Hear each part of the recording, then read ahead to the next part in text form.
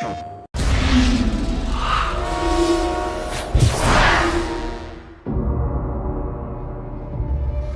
the remains of my expedition and you will have your proof. Tenzin will guide you.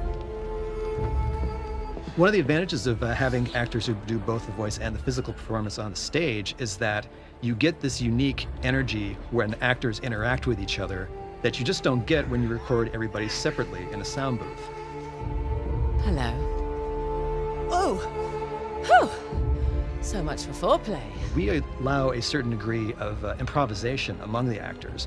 You know, we have the scripts. They're never necessarily set in stone. If we come up with something better on the day of the shoot, or if one of our actors comes up with a funny ad-lib that works, you know, we use it. And if you record everything beforehand with completely different people, you'll never get that. That was great. I love that. The actors and the director, the motion capture director, really kind of treat their sequences like miniature plays, and they block them as if, you know, they're performing in front of a live audience, you know, but because there is no real camera there. There's, you know, virtual cameras all over the place. Oh, a girl can hit harder than that.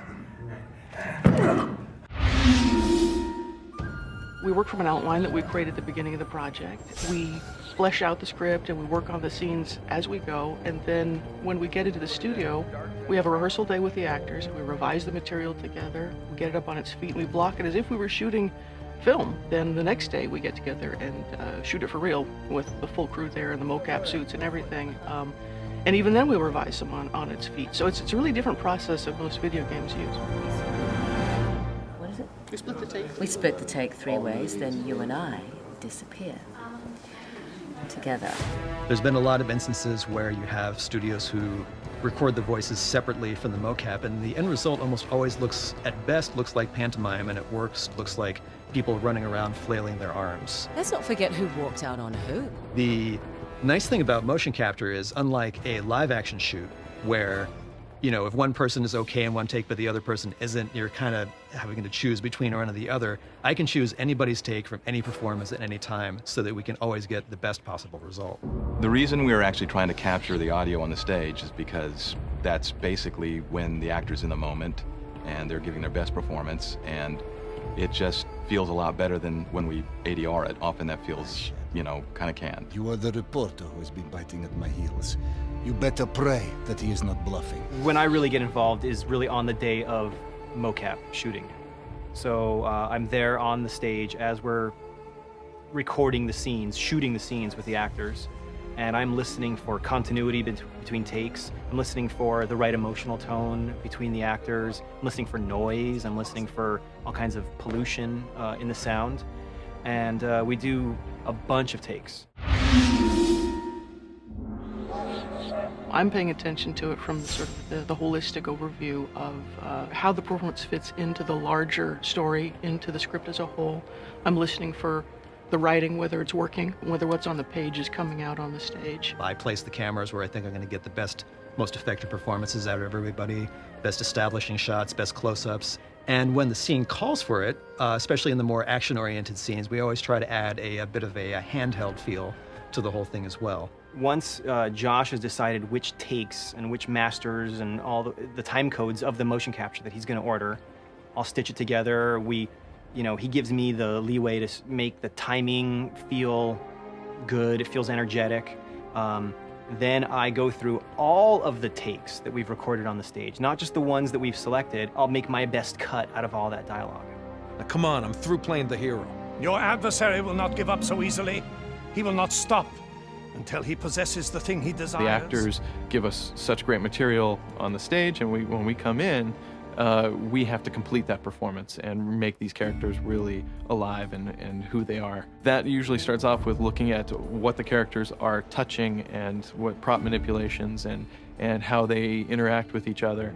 And then it goes all the way up to all the fine details of, you know, how their fingers and hands are held and what their faces, the expressions and and tone and emotion of their face. It's not just the lip sync, it's the whole performance. It's what they're doing when they're not speaking as well. So when we get that performance into our computers and we can look at it from any direction, it's at that point we need to set up our camera rigs. We need to, decide where our shots are going to be from, what's going to be a close-up, what's going to be a wide or medium shot, what's going to have a wide angle or a long lens, So we get to start that once the performance is already in. Yeah, we like to do a lighting study, what we call a lighting study, and look at the action, look at the location, understand the story point, really look at the subtle motion, the interaction of the characters, try to pick, some real, hero frames, some key points, some key frames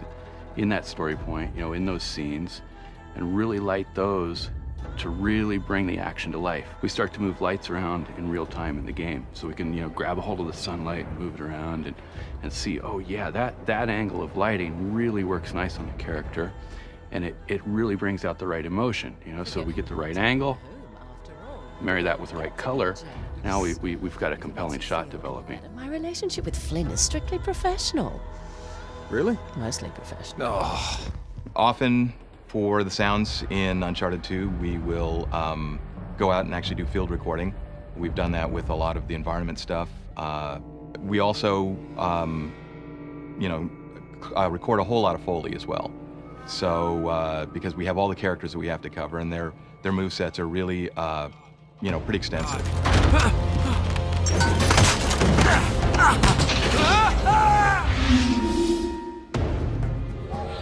Well, since our goal is to make sure that this sort of cinematic experience that we're providing, both interactively and in terms of the pre-rendered cutscenes, is as seamless as possible, we wanted to make sure everything happened within the same rendering engine, which is our game rendering engine. It's awesome. I mean, it's amazing because, you can play the game, segue right into the cinematic, use the game engine to light these cinematics, bring them to life, and just make it really, really immersive, using the game engine. Just one goes into the other and out, and so continuity is it's just there. Because we have the same assets that you're looking at in-game and in the movie, we get that seamless cinematic experience. It's really, really unique. I suppose I should have quit while I was ahead. It's not just about the visceral thrill of what you're doing, it's about the emotional and the visceral thrill, and that's where having it be a character-driven story is so important. And it's great fun for the player to experience, and I look forward to it. It's a lot of fun.